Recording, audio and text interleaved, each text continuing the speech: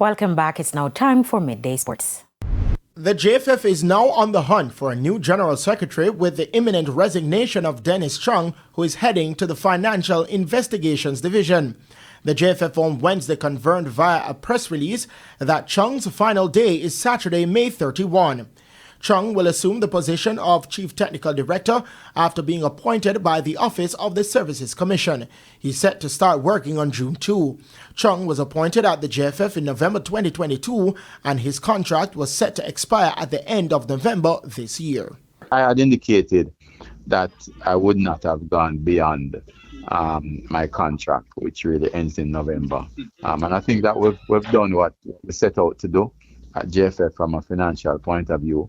And, by Friday, we'll have some more good news about what the equity position is. So JFF is in a much, much better position right now. Calabar High School has appointed renowned national throws coach Julian Robinson as its new track and field coach effective June 1. Robinson will replace Corey Bennett, who has led the team for the past 3 years. With over 25 years of coaching experience, Robinson is expected to bring a wealth of knowledge and passion to the team. He has previously worked with Calabar athletes, guiding them to success in national and international competitions. The school's principal, Sian Mahe Wilson, expressed confidence in Robinson's ability to serve the team and the school community well, citing his commitment to the Calabar ethos and youth development. The school also extended gratitude to Corey Bennett for his dedicated service, acknowledging his achievements, including guiding the team to the runner-up spot at this year's Issa Grace Kennedy Boys and Girls Championships.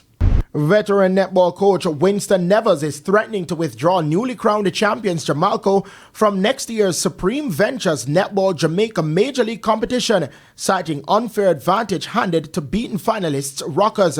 Although winning the title, Nevers has blasted Netball Jamaica for allowing Rockers to have more elite players than any other teams in this year's competition. Elite players are those classified as national players or former national players who retired within the last 3 years. I want to say it. Netball Association give them the opportunity to play with 6 national players, and we only can play with 4. 6 national players. So they have to fix it. It's definitely I'm going to withdraw next year. As per the rules of the competition, it allows teams in the Major League to have up to 5 elite players, but only 4 can play in a single match.